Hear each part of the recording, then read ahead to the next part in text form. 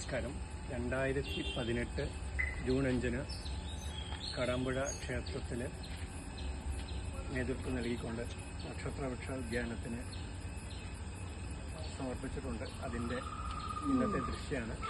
ഇത് കാഞ്ഞിരയാണ്. വളർന്ന് ഇത്രത്തോളം ആയിട്ടുണ്ട്. എല്ലാ മരങ്ങളും വളർന്നിട്ടുണ്ട്. പക്ഷേ ഒരു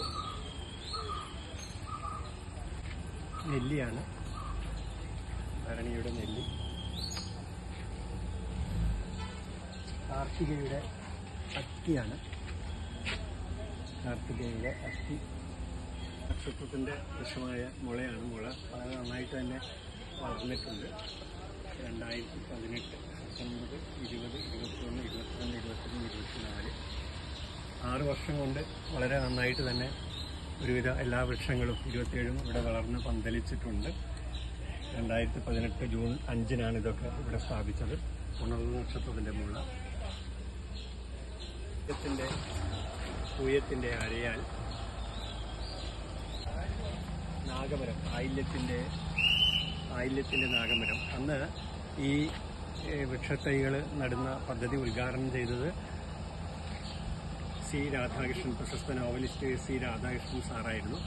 അതോടൊപ്പം ഈ നക്ഷത്രവൃക്ഷ പദ്ധതിക്ക് പിന്തുണ നൽകിക്കൊണ്ട് ഒരുപാട് ക്ഷേത്രങ്ങളിൽ നക്ഷത്രവൃക്ഷ ഉദ്യാനം ഒരുക്കുന്നതിൽ മുഖ്യ പങ്ക് വഹിച്ചിട്ടുള്ള ഇപ്പോഴത്തെ Malabar Devaswom board commissioner TC Biju സാറിൻ്റെ നേതൃത്വത്തിലാണ് അന്ന് ഇവിടെ ഈ നക്ഷത്രവൃക്ഷ ഉദ്യാനം, ഗ്രഹവൃക്ഷങ്ങൾ, രാശിവൃക്ഷങ്ങളൊക്കെ സ്ഥാപിച്ചിട്ടുള്ളത്. ആയില്യ നക്ഷത്രത്തിൻ്റെ നാഗമരം ഇത്രത്തോളം വളർന്നിട്ടുണ്ട്. അതും നക്ഷത്രത്തിൻ്റെ പേരാലാണ്.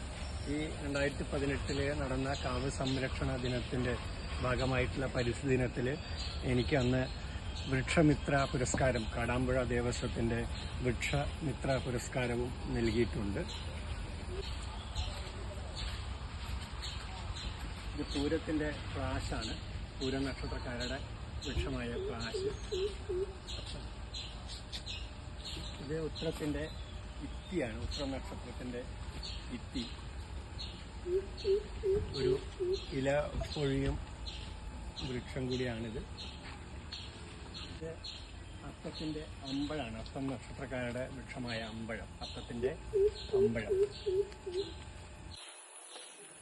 ഇത് ചോതിയുടെ നീർമരുതാണ്. ചോതി നക്ഷത്രക്കാരുടെ വൃക്ഷമായ നീർമരുത്.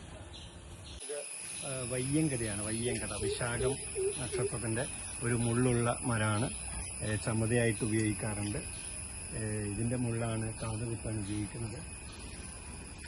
അനിഴം നക്ഷത്രക്കാരുടെ വൃക്ഷമായ ഇലഞ്ഞിയാണ്. വൃക്ഷയുടെ വൃക്ഷം വെട്ടി ഒരു വംശനാശ ഭീഷണി ഉപയോഗിക്കുന്ന വൃക്ഷം കൂടിയാണ്.